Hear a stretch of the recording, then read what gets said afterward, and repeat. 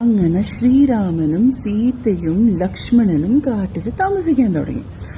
അങ്ങനെ കാട്ടിൽ താമസിക്കുമ്പം ഒരു രാക്ഷസി, അതായത് ശൂർപ്പണഖ എന്ന് പറഞ്ഞൊരു രാക്ഷസിക്ക് ശ്രീരാമനോട് ഭയങ്കര ഇഷ്ടം തോന്നി.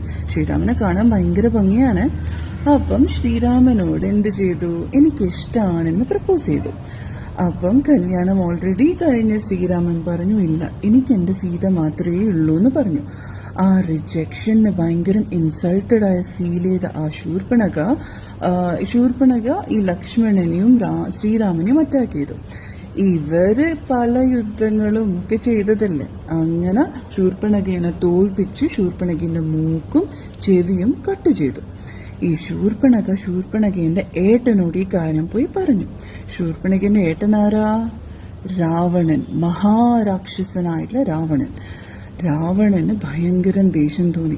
രാവണന്റെ അനിയത്തിയായിട്ടുള്ള ശൂർപ്പണഖിനെ റിജക്ട് ചെയ്യാനും ഇതുപോലെ ഡിസേബിൾഡ് ആക്കേണ്ട ധൈര്യം ആർക്കാന്ന് വിചാരിച്ചു. അങ്ങനെ രാവണൻ എന്ത് ചെയ്തു, ഇതിന് റിവെഞ്ച് എടുക്കാൻ തീരുമാനിച്ചു. അങ്ങനെ പോയപ്പം ഇവരെ കൂടെ ഒരു സീതയുണ്ട്, സുന്ദരിയായിട്ടുള്ള സീത. അങ്ങനെ സീതേനെ കിഡ്നാപ്പ് ചെയ്യാൻ രാവണൻ തീരുമാനിച്ചു.